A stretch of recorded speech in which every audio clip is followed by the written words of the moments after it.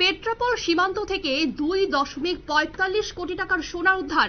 দুই অভিযুক্তকে আটক করল বিএসএফ। বাংলাদেশ থেকে আনা হয়েছে বেআইনি সোনার বাট। এই নিয়ে জানবো, আমাদের সঙ্গে যুক্ত হয়ে গেছে প্রতিনিধি শেখ মনিরুল। মনিরুল, কি জানতে পারছো?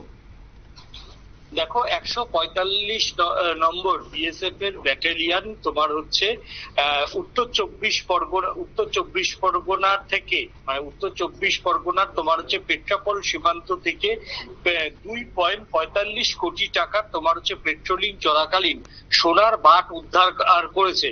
এবং এই সোনার বাটগুলো সবটাই তোমার আসছিল হচ্ছে বাংলাদেশ থেকে, এবং বাংলাদেশ থেকে তোমার হচ্ছে ভারতে চোরা পথে এইগুলোকে নিয়ে আসছিল বলে কিন্তু অভিযোগ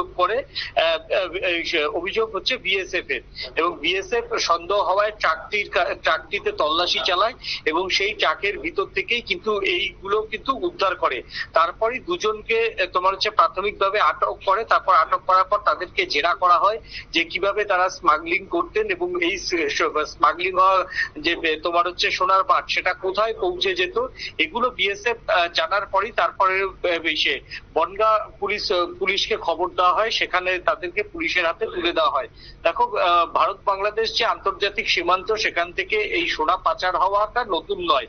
এর আগেও বহুবার কিন্তু এই জায়গাগুলি থেকে সোনা উদ্ধার করেছে। তারপরেও কেন সোনা পাচারে লাগাম টানা যাচ্ছে না তা নিয়ে কিন্তু ইতিমধ্যেই প্রশ্ন উঠতে শুরু করেছে।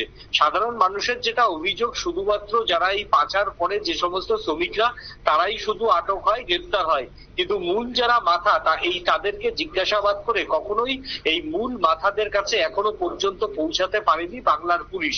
যার জন্যই এই সোনা পাচার যে একটা এই ভারত বাংলাদেশের বাণিজ্য আন্তর্জাতিক বাণিজ্য কেন্দ্রগুলিতে সোনা পাচারকারীদের দৌরাত্ম্য যেন ক্রমশই বাড়ছে বলে মূলত অভিযোগ সেখানকার স্থানীয় বাসিন্দাদের।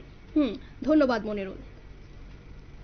আপনারা শুনলেন, এই সোনা পাচার কিন্তু ক্রমশই বৃদ্ধি পাচ্ছে। তবে সোনার 2.45 কোটি টাকা সোনা পেট্রাপোল সীমান্ত থেকে উদ্ধার এবং সোনার বাট সবটাই কিন্তু আসছিল বাংলাদেশ থেকে। অবশেষে দুই অভিযুক্তকে আটক করতে সক্ষম হয়েছে বিএসএফ।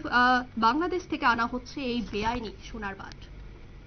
নিয়ে নিচ্ছে ছোট্ট একটি বিজ্ঞাপন বিরতির সঙ্গে থাকুন।